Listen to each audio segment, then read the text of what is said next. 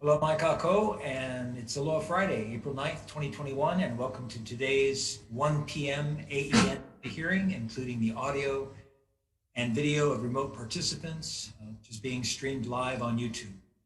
You'll find links to viewing options for all Senate meetings on the live and on-demand video page of the legislature's website at capitol.hawaii.gov.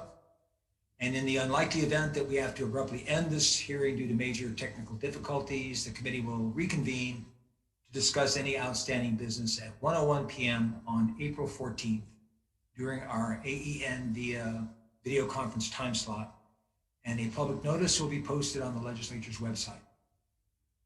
For testifiers, all testifier audio will be muted and video disabled until shortly before it's your turn to testify.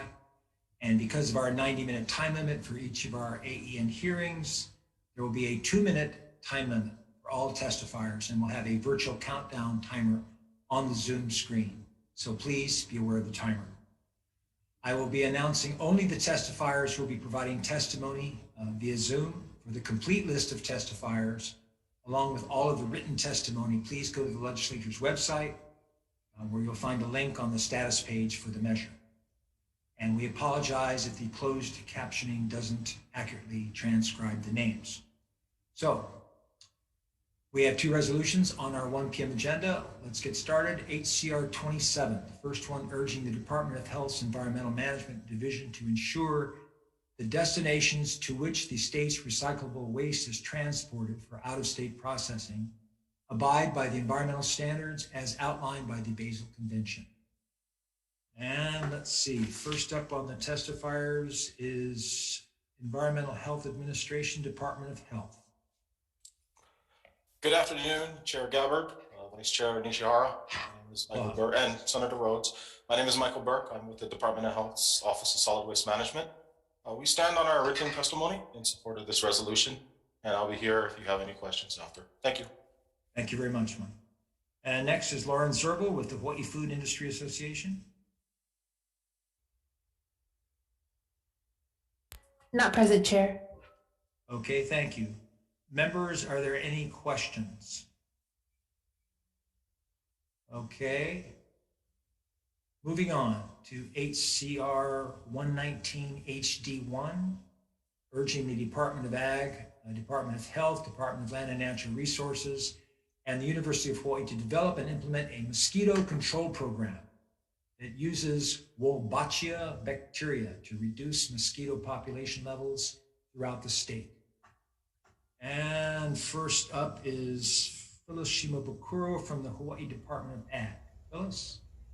Aloha, Chair, Vice Chair, and members of the committee. Phyllis Shimabukuro Geyser. On behalf of the department, we stand on our written testimony. The department agrees with the intent of the measure, and we offered comments. Mahalo. Thank you, Phyllis. Cynthia King, testifying for DLNR. Good afternoon, Chair, Vice Chair, and committee members. My name is Cynthia King, and also on behalf of the Department of Land and Natural Resources, I stand on the written testimony in support of this resolution. Thank you. Next is Taya Penniman from the American Bird Conservancy. Taya? Aloha, Chair Gabbard, Vice Chair Nishihara, Senators. My name is Taya Penniman. I'm the coordinator for the multi-agency partnership called Birds Not Mosquitoes, and I'm representing the American Bird Conservancy, which sent in supporting testimony. Mahalo for hearing this important resolution. This would urge 4 key state agencies to develop and implement a mosquito control program using Wolbachia bacteria throughout the state. The resolution does an excellent job of explaining the need for this tool to help prevent the extinction of our native forest birds and to protect the health of our residents and visitors from mosquito-borne diseases. I want to share with you just a few highlights about this opportunity and why I'm so excited about its potential. It takes advantage of natural processes. It uses a bacteria that is already widespread in our environment as a form of mosquito birth control. The process is reversible. You just stop releasing male mosquitoes. Only female mosquitoes bite. Only males will be released. This same technique is being used successfully and safely across the world in at least 15 different countries. This resolution demonstrates the potential for a strong collaborative effort to protect human health and deliver on critical conservation goals. Even though the process is being used elsewhere, Hawaii would be the first conservation application of this tool. Climate change is pushing our forest birds ever higher into the remaining habitat available to them. For some islands, there's very little habitat left. Because many of our species occupy the same or overlapping habitats, this tool can help prevent the extinction of a dozen species at the same time, a conservation bargain, if you will. Those of us involved in this project believe it could also be the conservation success of the century. It is bold, innovative, and absolutely critical if we don't want to see our precious honey creepers disappear. For some species, we may only have this decade. Thank you for your consideration. Taya. Okay, members, any questions for our testifiers? Senator Rhodes. Thanks. Thanks, Chair, for Ms. Penniman or Dr. Penniman. I don't know what your title is. So you mentioned that in other countries, they're using the same bacteria, Wolbachia, I guess it's called. Yes, that's correct. But you said this would be the first time it'd be used for conservation. What are they using it for in other places? Is it anti-malarial or something? Yes, for other diseases spread for malaria and for other diseases that are spread by mosquitoes. So this would work on all types of mosquitoes or just specific ones? You have to pick which mosquito you're choosing to use it on because the technique is mosquito specific. It has to be developed for each mosquito. The same technique, the same approach is used, but it has to be developed and approved through the regulatory bodies. So which mosquito varieties are causing the problems with native species of birds? It's called the Culex quincunfasciatus. It's a species that particularly likes birds, and that's the one that carries the avian malaria. So it's not one that would be like we have the mosquito that's a vector for dengue fever, if I remember correctly, but it wouldn't affect. Well, actually, the Department of Health is exploring using this same tool. And so we're really on parallel tracks in the conservation and the health approach to try and develop this tool for the state. So I guess, it always makes me a little nervous to start tinkering with this kind of thing. I mean, it's sort of mongooses all over. Well, it feels like it might be mongooses all over again. But if, are there other species of birds that eat this particular kind of mosquito that they need that variety of mosquito around? That's a great question. Really, the first thing is there are no native mosquitoes in Hawaii. Okay. So that's so if they're all gone, we're probably better off. Yes, we would be closer to when the Hawaiians, Polynesians first arrived. Gotcha. Okay. Thanks, Chair. Thank you, Chair.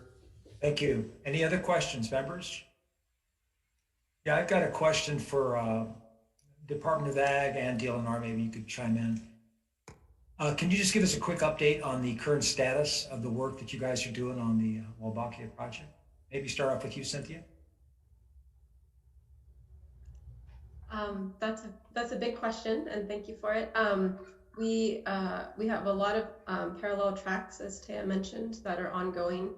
Different agencies and departments are looking from the areas that they manage specifically. So for DLNR, I can say that we participate in the steering committee and the executive committee for the Birds Not Mosquitoes project oversight group. And we also participate more statewide in the statewide mosquito working group. We have collaborations currently through HISC with the Department of Health, where they are helping, working with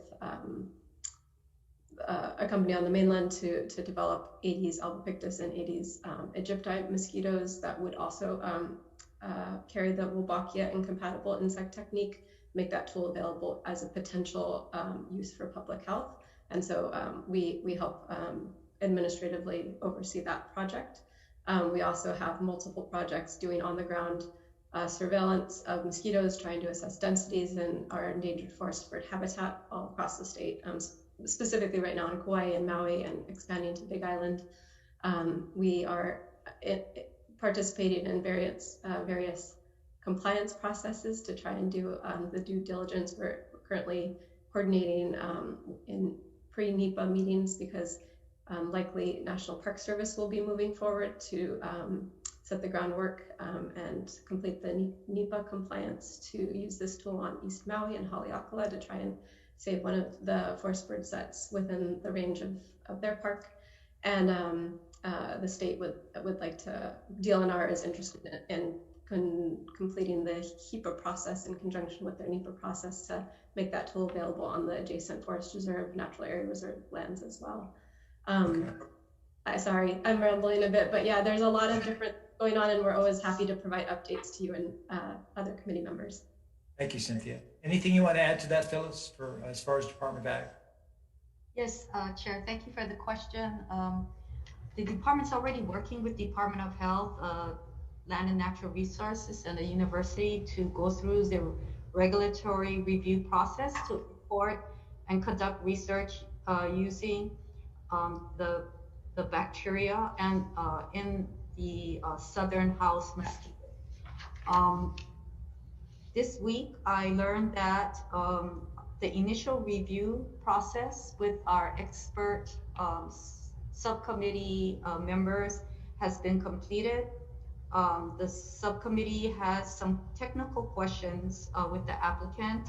We're working with them, and our goal is to bring this before our board for approval, maybe in May, but we believe that we can do the review before the board to import in June. So that's our update.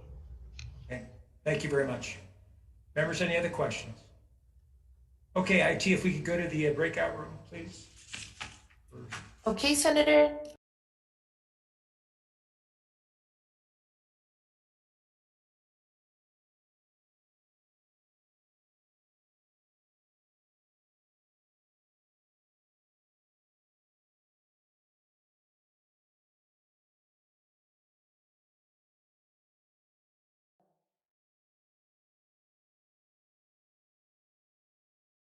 Sorry, Senator, you're muted. Welcome back. We are reconvening the 1 p.m. AEN hearing on two resos. The first one, HCR 27, urging the Department of Health's Environmental Management Division to ensure the destinations to which the state's recyclable waste is transported for out-of-state processing abide by the environmental standards as outlined by the Basel Convention. Members, we previously passed the Senate companion for this reso, SCR 23, which is now in the House awaiting a hearing in the House CPC committee. And so the introducer of this HCR 27, Rep. Lowen, asked that we schedule it for a reso as well, schedule this reso as well. So the chair's recommendation would be to pass HCR 27 with tech amendments. Any discussion? Okay, chair votes aye. Vice Chair Nishihara is excused. Senator Ocasio? Aye. Senator Rhodes? Aye. Senator Favela? Okay, with two members excused, the measure passes. And on the second measure, HCR 119 HD1, urging the Department of Ag, Department of Health, Department of Land and Natural Resources, and UH to develop and implement a mosquito control program that uses Wolbachia bacteria to reduce mosquito population levels throughout the state. Chair's recommendation will be to pass HCR 119 HD1 with tech amendments. Any questions or concerns? Okay, hearing none. Chair votes aye. Vice Chair Nishihara is excused. Senator Ocasio? Aye. Senator Rhodes? Aye. Senator Favela? Senator Favela is also excused. So with 3 aye votes and 2 members excused, the measure passes. Thank you very much, members. Have a great weekend. And I will adjourn this 1 p.m. hearing. Aloha.